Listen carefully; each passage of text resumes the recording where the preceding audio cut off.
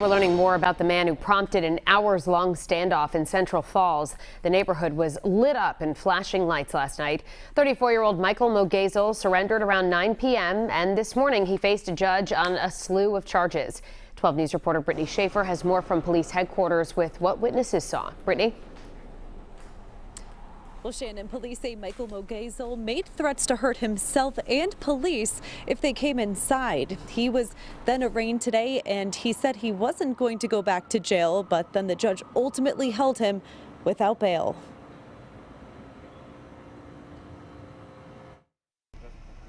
Haley Faria was in uniform heading out of the door for work when Central Falls police ordered this. They're not letting anyone out, like they're yelling at people to go inside. Faria didn't make it to work, instead was feet away from a police standoff. It was scary seeing like movement in the windows and everything and watching the police like take aim. It felt like a movie. The mayhem unfolded after Michael Mogazel allegedly held his girlfriend against her will. When officers arrived, she and two other women in another unit were able to get outside, but the 34-year-old wouldn't follow until 6 hours later. And based on his prior criminal record, which included firearm charges, domestics, prohibited weapons, and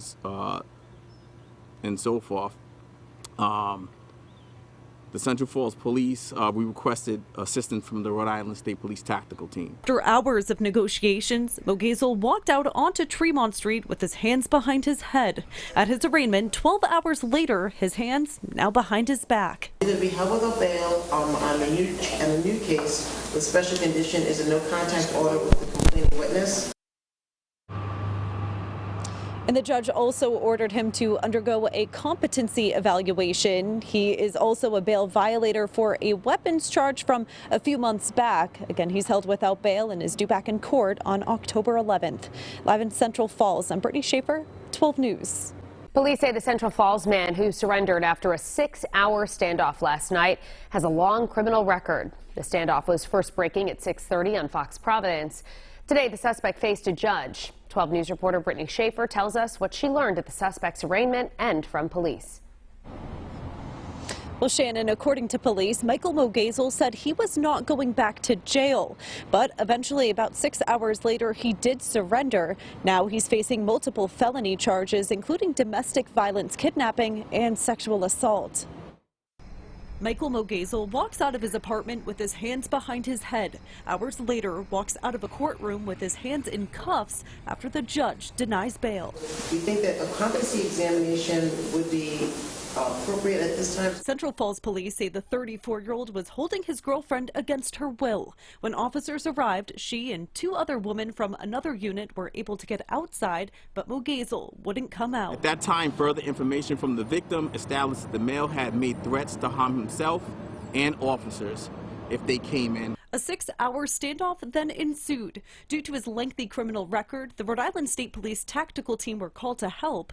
Mogazel and police negotiated for hours through a window. The spot Haley Faria watched from across the street. The main police car, like the middle one, was right in front of the house, so we saw them using the radio to talk, saying like, come out with your hands up and stuff like that. And I saw they got his girlfriend or his wife or something to come and talk on the radio, and she was saying like, please come out, don't make this worse than it is, and stuff like that. It was very emotional. She was crying.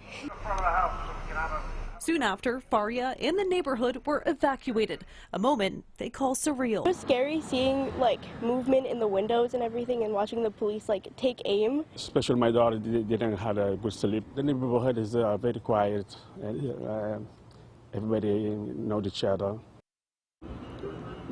Again, Mogazel was held without bail. The judge also ordered him to have no contact with the victim and to undergo a competency evaluation.